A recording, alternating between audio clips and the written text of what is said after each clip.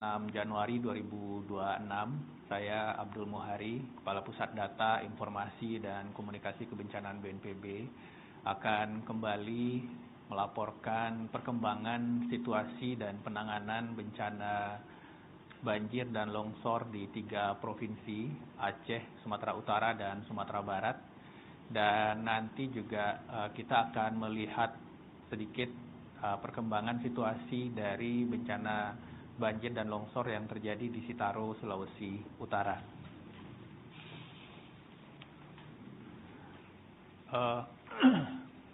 Ini gambaran secara umum dari progres pencarian dan pertolongan. Jadi untuk jumlah rekapitulasi korban jiwa hingga saat ini yang paling dominan ada di Provinsi Aceh, 543 jiwa. Kemudian korban pencarian korban hilang yang masih dalam pencarian itu di Sumatera Barat di Agam 74 jiwa. Jumlah pengungsi paling banyak di Aceh proporsinya 217.780 jiwa dengan rincian kabupaten kota yang paling banyak jumlah pengungsinya hingga saat ini itu Aceh Tamiang 74.735 jiwa, kemudian Aceh Utara 67.876 jiwa, dan Kayu Lues 19.906 jiwa. Pengungsi ini terus menurun dengan puncak di 8 Desember dan kita lihat seiring dengan peningkatan dari jumlah hasil pencarian dan pertolongan, jumlah korban yang hilang juga makin berkurang. Per hari ini, Selasa 6 Januari, ini masih ada penambahan dari Tapanuli Tengah, korban meninggal dunia 1 jiwa, sehingga total korban per hari ini itu menjadi 1.178 jiwa. Sekali lagi, pemerintah daerah mengucapkan simpati dan belasungkawa yang mendalam. Tentu saja kita mendoakan supaya korban jiwa diterima di tempat terbaik di sisinya. Innalillahi wa inna ilaihi raji'un. Untuk korban jiwa hilang ini tidak bertambah. Kemudian korban mengungsi saat ini total 242.174 jiwa. Operasi pencarian dan pertolongan masih diteruskan sampai nanti fase tanggap darurat provinsi nanti dievaluasi pada akhir perpanjangan ketiga di tanggal 8 Januari. Untuk status update per kabupaten kota, per hari ini kabupaten kota di Provinsi Aceh yang masih dalam fase perpanjangan tanggap darurat itu ada 9 daerah. Kemudian yang sudah masuk ke transisi darurat dari 18 kabupaten kota terdampak ini bertambah menjadi 9 kabupaten kota. Itu di Aceh Timur. Jadi ini kita harapkan pergeseran dari tanggap darurat ke transisi darurat juga akan diikuti oleh kabupaten kota lain pada saat nanti perpanjangan tanggap daruratnya berakhir. Untuk status provinsi sendiri ini masih dalam status tanggap darurat hingga 8 Januari. Proses pencarian pertolongan masih terus dilakukan di daerah-daerah yang masih dalam status tanggap darurat. Untuk Sumatera Utara saat ini semuanya sudah beralih ke transisi darurat dan begitu juga Sumatera Barat. Sebelumnya Sumatera Barat masih menyisakan 1 kabupaten yang masih dalam status tanggap darurat yaitu Kabupaten Agam. Per hari ini Kabupaten Agam sudah menetapkan masuk ke status transisi darurat. Artinya memang proses-proses yang kita lakukan di fase awal recovery dan pemulihan ini sudah mulai dilakukan di seluruh kabupaten kota di Sumatera Barat dan Sumatera Utara, dan kita harapkan juga nanti di Aceh juga akan mengikuti. Untuk perkembangan proses pemulihan akses jalan, jembatan, dan pembersihan kawasan, ini terus dilakukan, tidak hanya pembukaan akses jalan yang mulai masuk ke daerah-daerah penghubung antar kecamatan dan penghubung antar desa dalam kecamatan. Seperti kita lihat, ini di Desa Pepalah, Kabupaten Gayo Luwes, kemudian normalisasi sungai di Batang Kuranji menggunakan 2 alat berat. Ini adalah yang di Sumatera Barat ini daerah yang kembali terdampak banjir susulan di minggu lalu, sehingga normalisasi sungai atau pendalaman alur sungai ini benar-benar dioptimalkan. Secara keseluruhan di 3 provinsi total alat berat yang saat ini masih beroperasi itu 1.693 unit, dengan rincian di Aceh itu 1.004 unit, kemudian Sumatera Utara 346 unit, dan Sumatera Barat 343 unit. Ini dominan selain untuk pembersihan dan pembukaan akses jalan, juga dioptimalkan untuk normalisasi sungai dan pendalaman aluran, terutama di titik-titik yang memang dalam 2-3 minggu terakhir itu menjadi sumber luapan ketika terjadi hujan dengan intensitas sedang atau durasi lama.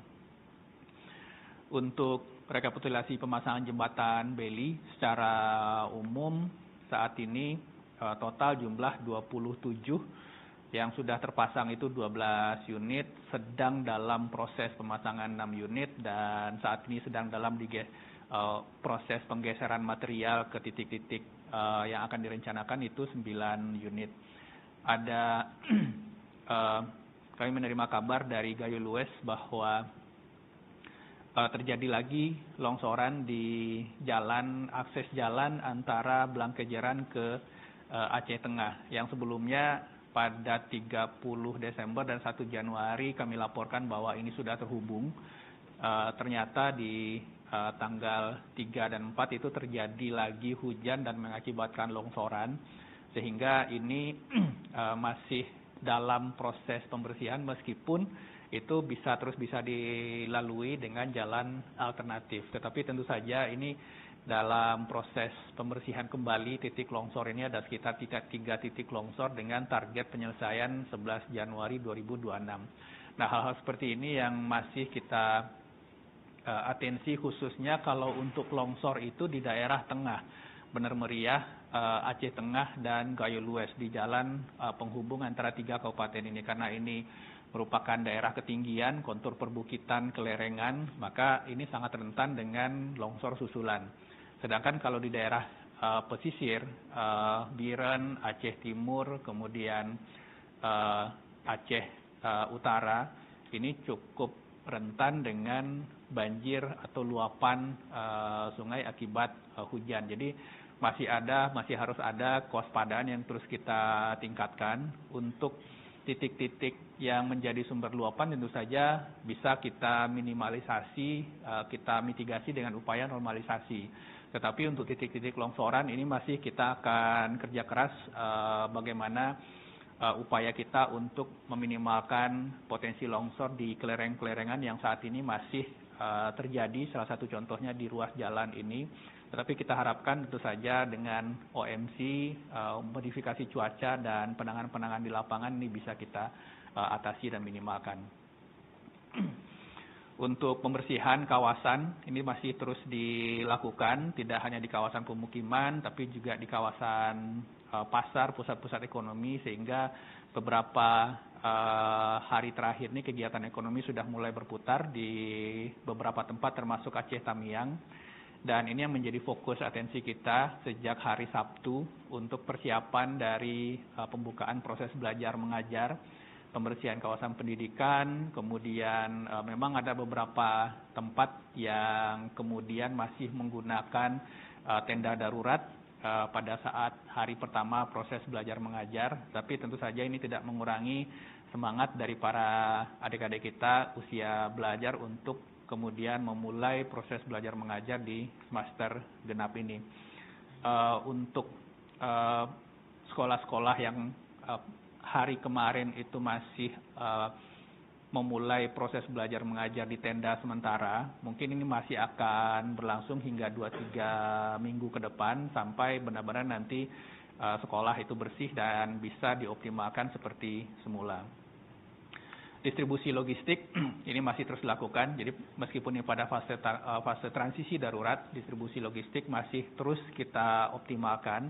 Untuk harian, Senin kemarin itu ada 19 sorti total, untuk sorti udara dan darat 24,3 ton, Sumatera Utara 41 ton, karena ini jalur distribusi logistik via darat itu sudah cukup optimal, sehingga benar-benar kita bisa mengoptimalkan jalur logistik dengan menggunakan truk 10 roda yang tentu saja tonasenya bisa lebih besar. Sumatera Barat terkirim 1,69 ton dengan jalur darat. Secara umum untuk Aceh itu dari awal hingga saat ini logistik masuk 1.848 ton, tersalurkan 1.765 ton dengan laju distribusi logistik hingga 90,5%.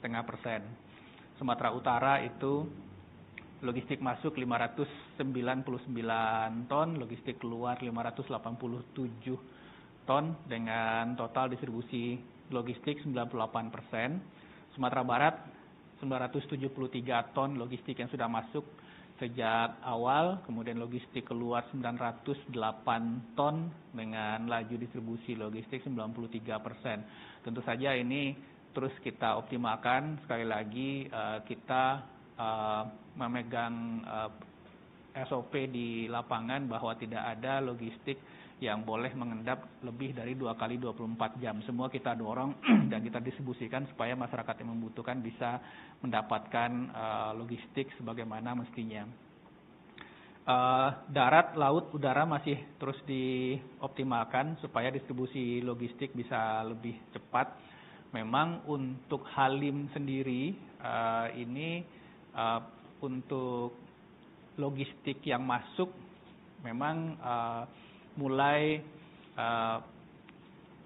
jumlah hariannya mulai menurun, dan nanti kita akan lihat karena proses distribusi logistik dan kebutuhan masyarakat di lapangan saat ini untuk kebutuhan pokok itu sudah bisa kita penuhi, baik itu dari posko di ibu kota provinsi maupun dengan kita belanja barang di tiap-tiap provinsi. Nantinya kita akan mengoptimalkan apabila nanti posko Halim sudah bisa kita geser ke posko logistik BNPB di Jati Asih, maka nanti terus kita tetap akan mendorong logistik dari Jakarta, tetapi benar-benar yang memiliki atau barang-barang yang tidak bisa kita adakan di tiap provinsi. Untuk barang-barang yang sudah bisa kita adakan di tiap provinsi, karena secara umum kegiatan ekonomi di ibu kota provinsi ini sudah mulai berjalan seperti biasa, maka kita akan optimalkan pembelanjaan barang penggunaan logistik di ibu kota provinsi dan didorong ke tiap kabupaten kota dengan menggunakan jalur darat. Pembangunan hunian ini yang menjadi target sebenarnya dalam fase transisi darurat. Secara umum ini adalah statistik secara keseluruhan. Jumlah rumah rusak berat saat ini masih terus divalidasi. Sekali lagi data ini pasti akan bergerak. Kita mendapatkan laporan dari pemerintah daerah mendapatkan laporan berjenjang dari bawah, bahkan untuk daerah-daerah yang mungkin kondisi daerahnya masih cukup sulit, Pak Mendagri menyampaikan minta laporan dari Kecik, kemudian divalidasi oleh Kajari dan Kapolres, maka itu dinaikkan ke kabupaten untuk di-SK-kan oleh pemerintah daerah, bupati atau wali kota. Tetapi nanti kita juga akan menurunkan mahasiswa-mahasiswa keteknikan, khususnya sipil dan arsitektur, untuk memvalidasi data ini. Ini sudah kita lakukan di Sumatera Barat dengan mendayagunakan sebanyak 400 mahasiswa dari Universitas Andalas yang kemudian turun ke kabupaten kota terdampak untuk benar-benar memvalidasi kriteria kerusakan yang sudah dilaporkan. Ini penting karena nantinya ini akan sangat mempengaruhi hak-hak dari warga terdampak, mana yang seharusnya mendapatkan insentif rumah rusak sedang, misalkan yang 30 juta, mana yang seharusnya mendapatkan insentif rumah rusak ringan yang 15 juta, mana yang seharusnya dapat huntara dan nanti akan dibangunkan huntap untuk kriteria rumah rusak berat atau rumah hanyut. Saat ini data yang sudah masuk ke kita total rumah rusak berat itu sebanyak 48.786. Kemudian dari total rumah rusak ini yang seharusnya menjadi dasar identifikasi kebutuhan Huntara dan DTH. Jadi harusnya jumlah rumah rusak berat ini merupakan penjumlahan dari usulan Huntara dan usulan DTH. Usulan Huntara ini adalah hunian sementara yang nantinya menjadi hunian tetap. Kemudian DTH ini adalah mereka yang tidak masuk ke Huntara, tapi tentu saja nanti juga akan dapat hunian tetap.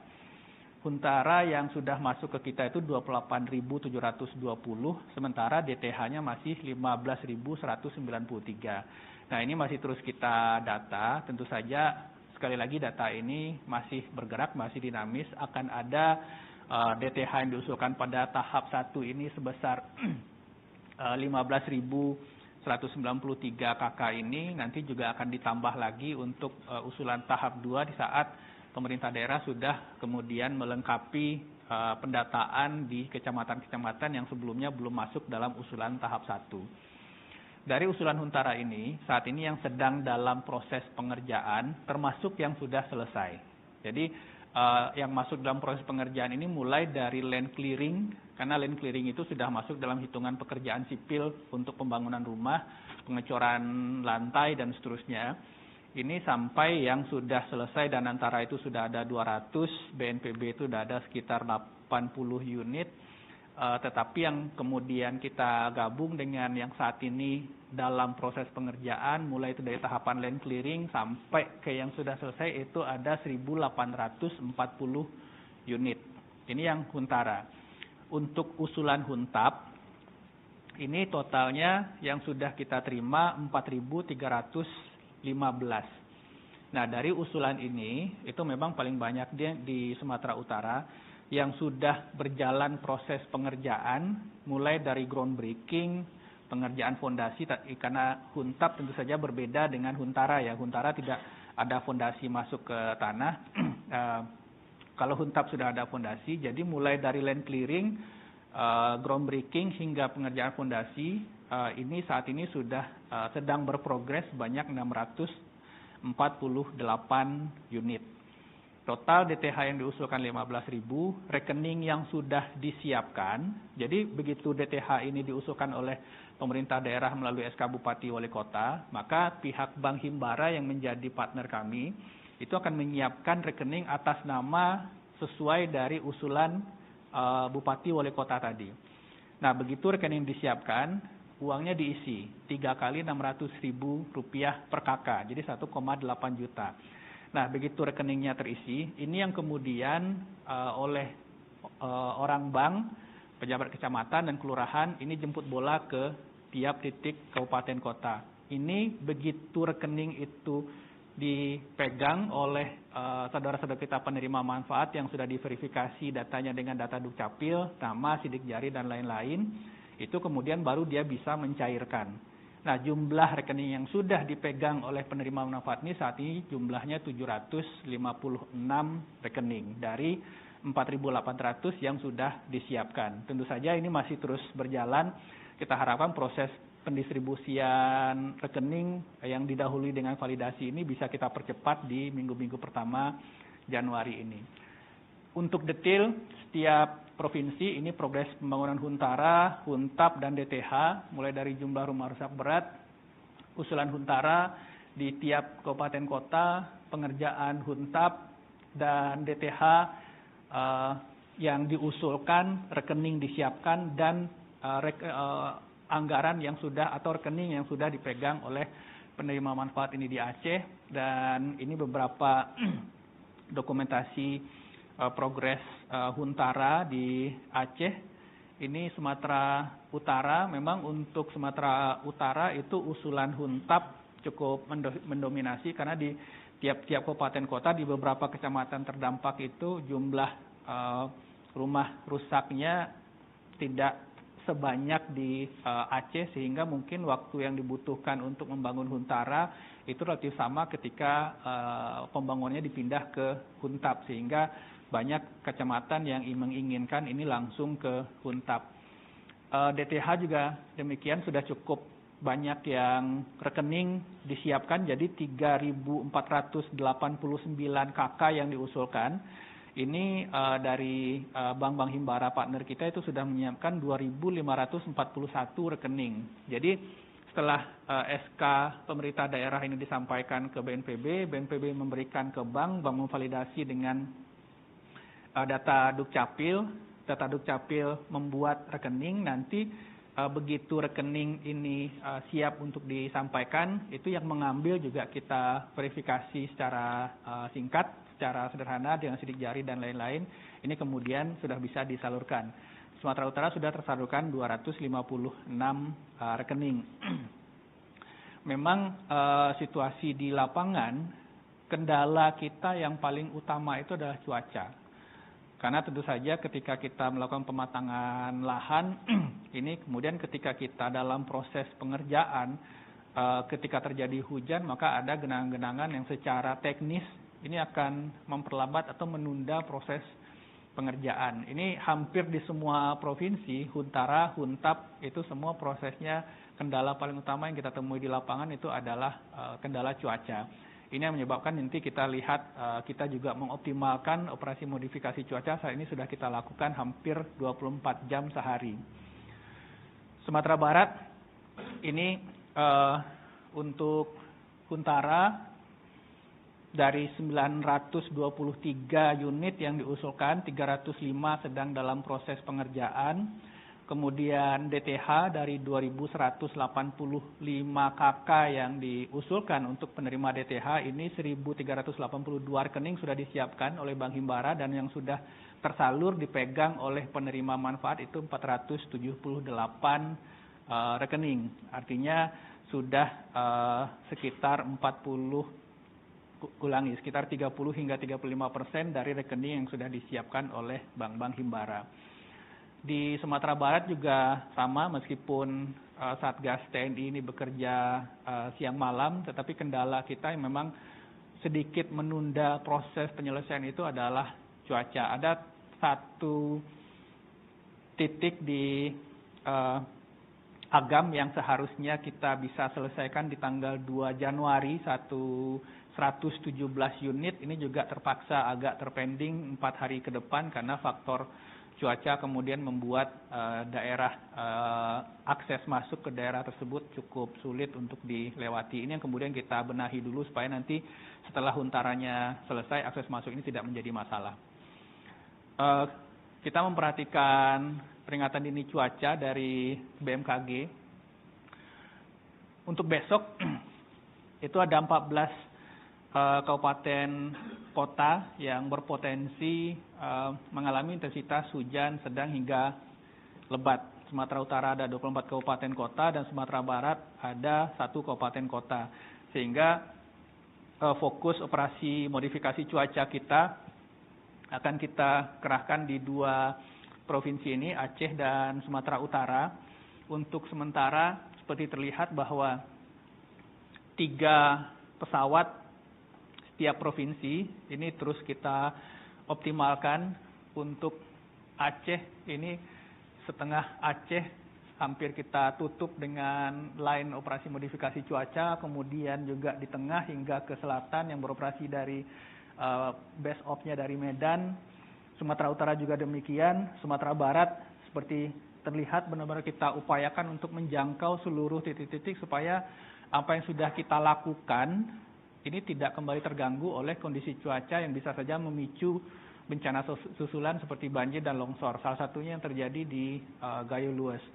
Ini adalah beberapa dokumentasi mulai dari pagi hingga dini hari 01.54 ini kita optimalkan, benar-benar kita ingin menjaga supaya di Januari hingga nanti akhir Februari yang disampaikan oleh BMKG ini merupakan puncak dari musim hujan di awal tahun.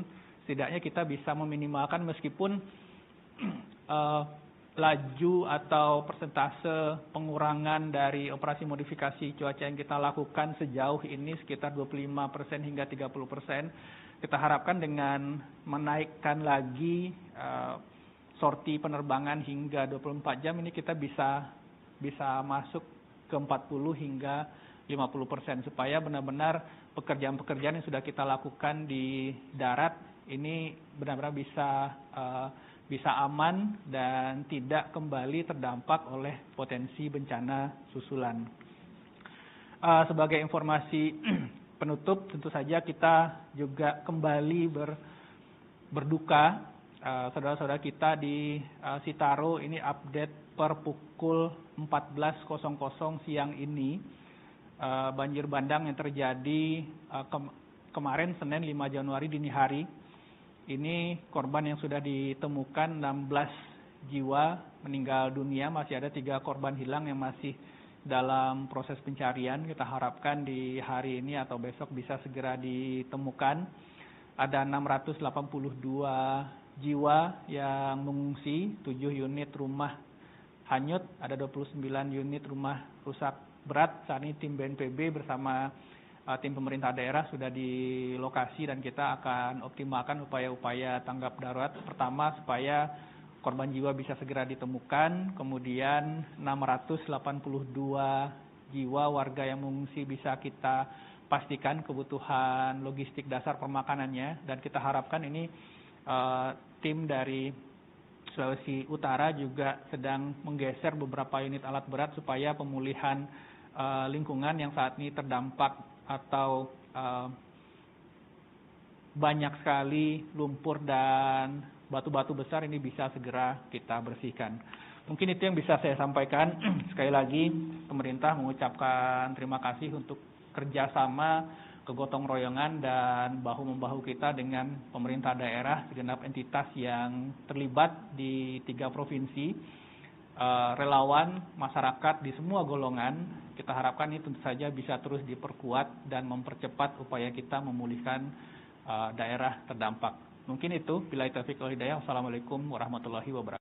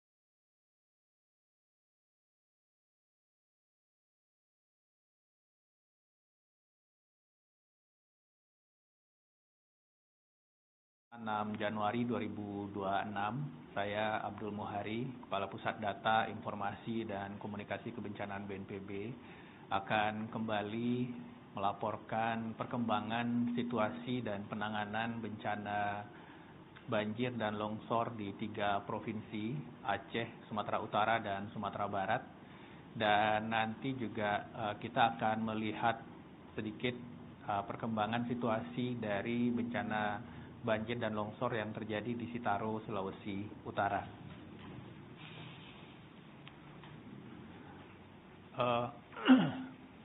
Ini gambaran secara umum dari progres pencarian dan pertolongan.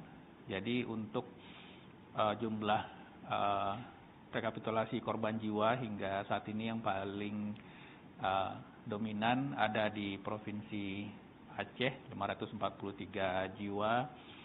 Kemudian korban pencarian korban hilang yang masih dalam pencarian itu di Sumatera Barat di Agam 74 jiwa. Jumlah pengungsi paling banyak di Aceh proporsinya 217.780 jiwa, dengan rincian kabupaten kota yang paling banyak jumlah pengungsinya hingga saat ini itu Aceh Tamiang 74.735 jiwa, kemudian Aceh Utara 67.876 jiwa, dan Gayo Luas 19.906 jiwa.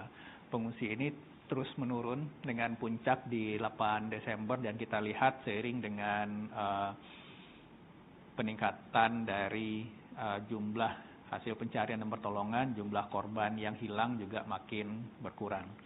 Per hari ini, Selasa 6 Januari, ini masih ada penambahan dari Tapanuli Tengah, korban meninggal dunia 1 jiwa, sehingga total korban per hari ini itu menjadi 1.178 jiwa. Sekali lagi, pemerintah daerah mengucapkan simpati dan belasungkawa yang mendalam. Tentu saja kita mendoakan supaya korban jiwa diterima di tempat terbaik di sisinya. Innalillahi wa inna ilaihi raji'un. Untuk korban jiwa hilang ini tidak bertambah. Kemudian korban mengungsi saat ini total 242.174 jiwa. Operasi pencarian dan pertolongan masih diteruskan sampai nanti fase tanggap darurat provinsi nanti dievaluasi pada akhir perpanjangan ketiga di tanggal 8 Januari. Untuk status update per kabupaten kota, per hari ini kabupaten kota di Provinsi Aceh yang masih dalam fase perpanjangan tanggap darurat itu ada 9 daerah. Kemudian yang sudah masuk ke transisi darurat dari 18 kabupaten kota terdampak ini bertambah menjadi 9 kabupaten kota. Itu di Aceh Timur. Jadi ini kita harapkan pergeseran dari tanggap darurat ke transisi darurat juga akan diikuti oleh kabupaten kota lain pada saat nanti perpanjangan tanggap daruratnya berakhir. Untuk status provinsi sendiri ini masih dalam status tanggap darurat hingga 8 Januari. Proses pencarian pertolongan masih terus dilakukan di daerah-daerah yang masih dalam status tanggap darurat. Untuk Sumatera Utara saat ini semuanya sudah beralih ke transisi darurat, dan begitu juga Sumatera Barat. Sebelumnya Sumatera Barat masih menyisakan 1 kabupaten yang masih dalam status tanggap darurat, yaitu Kabupaten Agam. Per hari ini Kabupaten Agam sudah menetapkan masuk ke status transisi darurat. Artinya memang proses-proses yang kita lakukan di fase awal recovery dan pemulihan ini sudah mulai dilakukan di seluruh kabupaten kota di Sumatera Barat dan Sumatera Utara, dan kita harapkan juga nanti di Aceh juga akan mengikuti. Untuk perkembangan proses pemulihan akses jalan, jembatan, dan pembersihan kawasan, ini terus dilakukan, tidak hanya pembukaan akses jalan yang mulai masuk ke daerah-daerah penghubung antar kecamatan dan penghubung antar desa dalam kecamatan. Seperti kita lihat, ini di Desa Pepalah, Kabupaten Gayo Lues, kemudian normalisasi sungai di Batang Kuranji menggunakan 2 alat berat. Ini adalah yang di Sumatera Barat ini daerah yang kembali terdampak banjir susulan di minggu lalu, sehingga normalisasi sungai atau pendalaman alur sungai ini benar-benar dioptimalkan. Secara keseluruhan di 3 provinsi total alat berat yang saat ini masih beroperasi itu 1.693 unit, dengan rincian di Aceh itu 1.004 unit, kemudian Sumatera Utara 346 unit, dan Sumatera Barat 343 unit. Ini dominan selain untuk pembersihan dan pembukaan akses jalan, juga dioptimalkan untuk normalisasi sungai dan pendalaman aluran, terutama di titik-titik yang memang dalam 2-3 minggu terakhir itu menjadi sumber luapan ketika terjadi hujan dengan intensitas sedang atau durasi lama. Untuk rekapitulasi pemasangan jembatan beli secara umum saat ini total jumlah 27, yang sudah terpasang itu 12 unit, sedang dalam proses pemasangan 6 unit, dan saat ini sedang dalam proses penggeseran material ke titik-titik yang akan direncanakan itu 9 unit. Ada kami menerima kabar dari Gayo Lues bahwa terjadi lagi longsoran di akses jalan antara Blangkejeran ke Aceh Tengah, yang sebelumnya pada 30 Desember dan 1 Januari kami laporkan bahwa ini sudah terhubung. Ternyata di tanggal 3 dan 4 itu terjadi lagi hujan dan mengakibatkan longsoran, sehingga ini masih dalam proses pembersihan, meskipun itu terus bisa dilalui dengan jalan alternatif. Tetapi tentu saja ini dalam proses pembersihan kembali titik longsor ini ada sekitar 3 titik longsor dengan target penyelesaian 11 Januari 2026. Nah, hal-hal seperti ini yang masih kita atensi, khususnya kalau untuk longsor itu di daerah tengah, Bener Meriah, Aceh Tengah, dan Gayo Lues, di jalan penghubung antara 3 kabupaten ini. Karena ini merupakan daerah ketinggian, kontur perbukitan, kelerengan, maka ini sangat rentan dengan longsor susulan. Sedangkan kalau di daerah pesisir, Biren, Aceh Timur, kemudian Aceh Utara, ini cukup rentan dengan banjir atau luapan sungai akibat hujan. Jadi masih harus ada kewaspadaan yang terus kita tingkatkan. Untuk titik-titik yang menjadi sumber luapan tentu saja bisa kita minimalisasi, kita mitigasi dengan upaya normalisasi. Tetapi untuk titik-titik longsoran ini masih kita akan kerja keras bagaimana upaya kita untuk meminimalkan potensi longsor di kelereng-kelerengan yang saat ini masih terjadi, salah satu contohnya di ruas jalan ini. Tetapi kita harapkan tentu saja dengan OMC, modifikasi cuaca, dan penanganan-penanganan di lapangan ini bisa kita atasi dan minimalkan.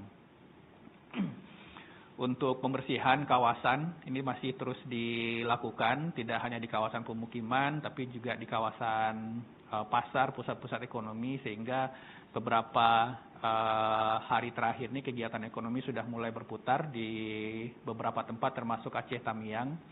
Dan ini yang menjadi fokus atensi kita sejak hari Sabtu untuk persiapan dari pembukaan proses belajar mengajar, pembersihan kawasan pendidikan, kemudian memang ada beberapa tempat yang kemudian masih menggunakan tenda darurat pada saat hari pertama proses belajar mengajar, tapi tentu saja ini tidak mengurangi semangat dari para adik-adik kita usia belajar untuk kemudian memulai proses belajar mengajar di semester genap ini.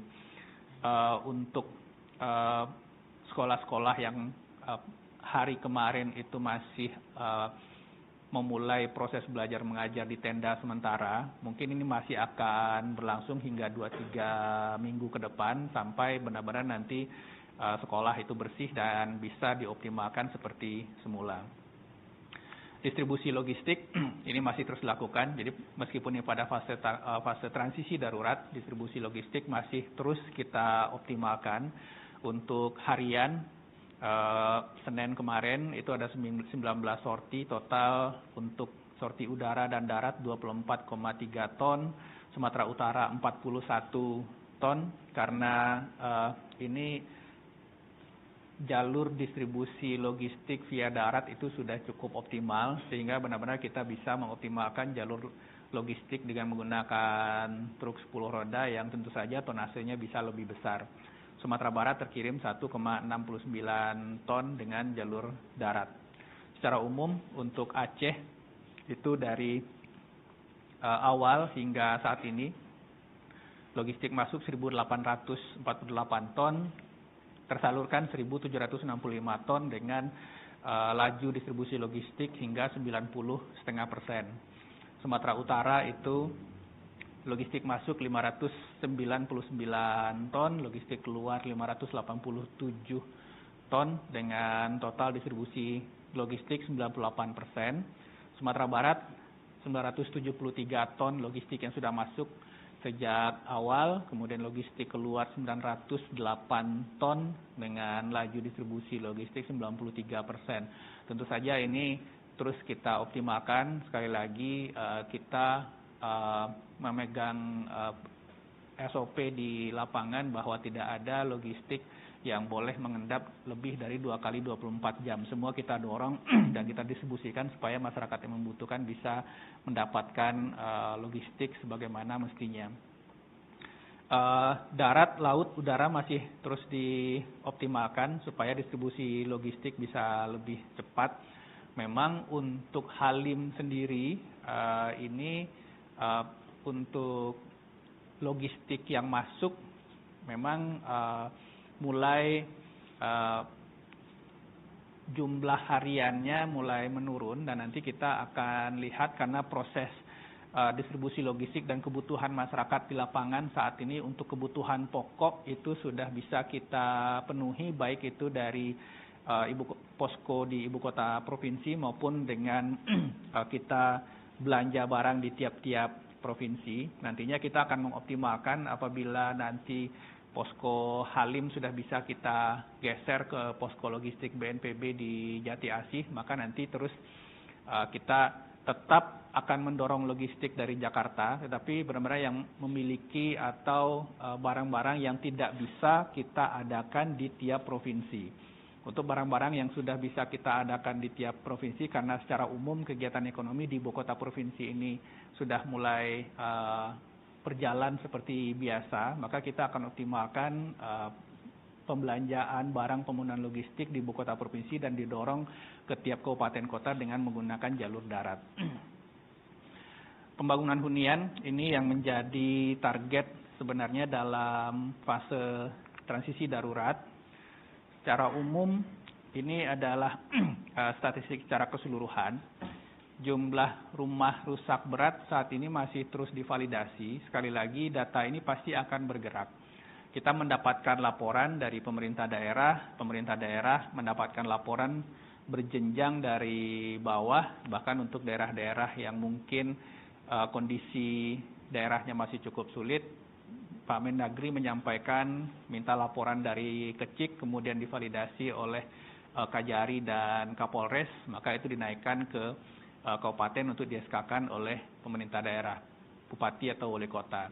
Tetapi nanti kita juga akan menurunkan mahasiswa-mahasiswa keteknikan, khususnya sipil dan arsitektur, untuk memvalidasi data ini. Ini sudah kita lakukan di Sumatera Barat dengan mendayagunakan sebanyak 400 mahasiswa dari Universitas Andalas yang kemudian turun ke kabupaten kota terdampak untuk benar-benar memvalidasi kriteria kerusakan yang sudah dilaporkan. Ini penting karena nantinya ini akan sangat mempengaruhi hak-hak dari warga terdampak, mana yang seharusnya mendapatkan insentif rumah rusak sedang, misalkan yang 30 juta, mana yang seharusnya mendapatkan insentif rumah rusak ringan yang 15 juta, mana yang seharusnya dapat huntara dan nanti akan dibangunkan huntap untuk kriteria rumah rusak berat atau rumah hanyut. Saat ini data yang sudah masuk ke kita total rumah rusak berat itu sebanyak 48.786. Kemudian dari total rumah rusak ini yang seharusnya menjadi dasar identifikasi kebutuhan Huntara dan DTH. Jadi harusnya jumlah rumah rusak berat ini merupakan penjumlahan dari usulan Huntara dan usulan DTH. Usulan Huntara ini adalah hunian sementara yang nantinya menjadi hunian tetap. Kemudian DTH ini adalah mereka yang tidak masuk ke Huntara, tapi tentu saja nanti juga akan dapat hunian tetap. Huntara yang sudah masuk ke kita itu 28.720, sementara DTH-nya masih 15.193. Nah, ini masih terus kita data. Tentu saja sekali lagi data ini masih bergerak, masih dinamis. Akan ada DTH yang diusulkan pada tahap 1 ini sebesar 15.193 KK ini nanti juga akan ditambah lagi untuk usulan tahap 2 di saat pemerintah daerah sudah kemudian melengkapi pendataan di kecamatan-kecamatan yang sebelumnya belum masuk dalam usulan tahap 1.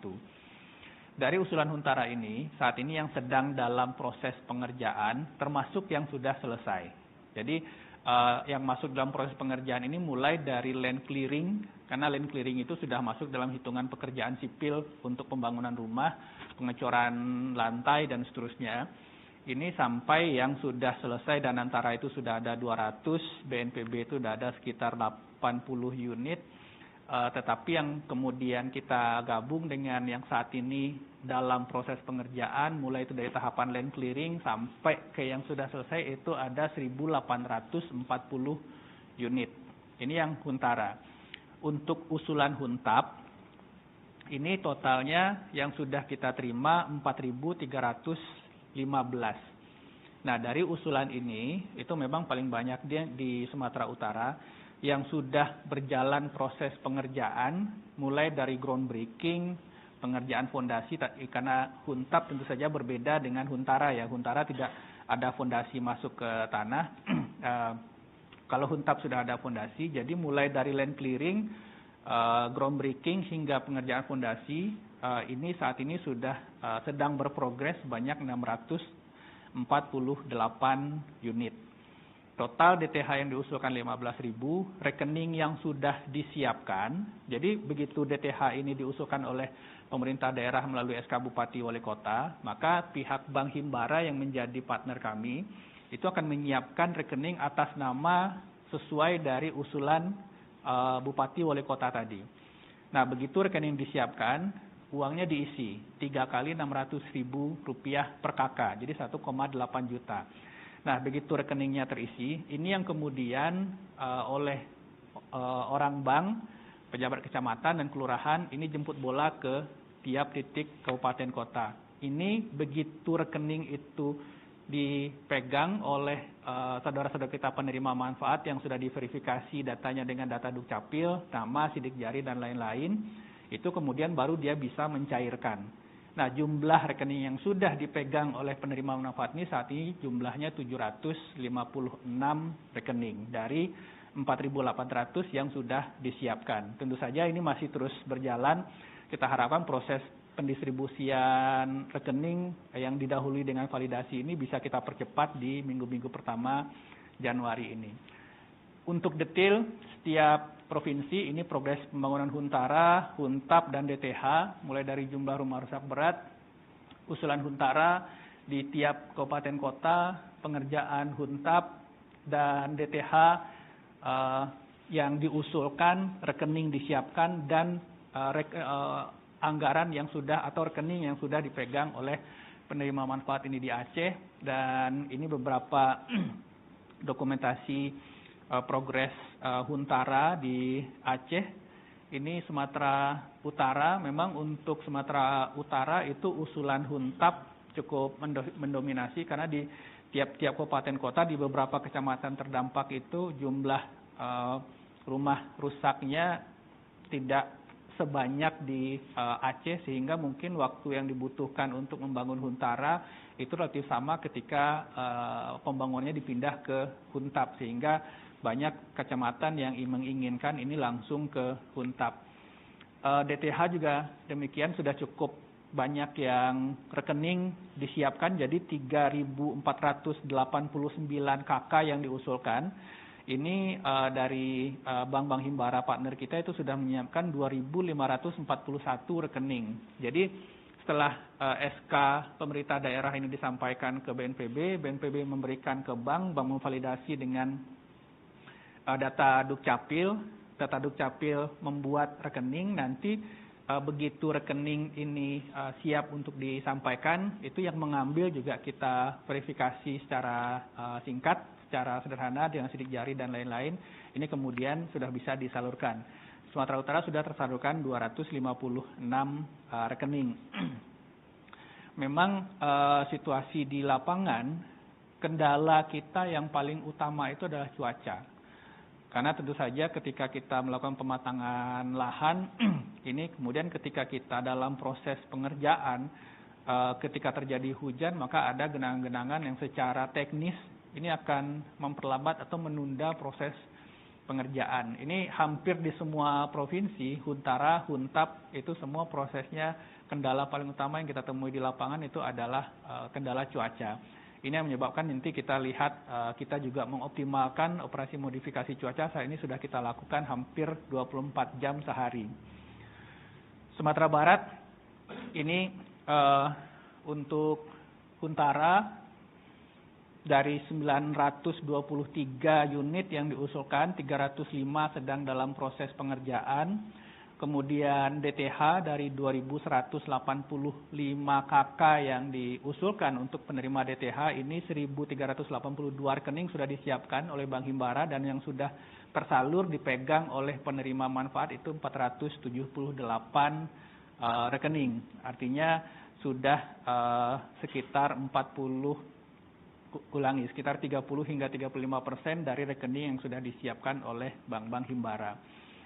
Di Sumatera Barat juga sama, meskipun Satgas TNI ini bekerja siang malam, tetapi kendala kita yang memang sedikit menunda proses penyelesaian itu adalah cuaca. Ada satu titik di Agam yang seharusnya kita bisa selesaikan di tanggal 2 Januari, 117 unit, ini juga terpaksa agak terpending 4 hari ke depan karena faktor cuaca kemudian membuat daerah akses masuk ke daerah tersebut cukup sulit untuk dilewati. Ini yang kemudian kita benahi dulu supaya nanti setelah Huntaranya selesai, akses masuk ini tidak menjadi masalah.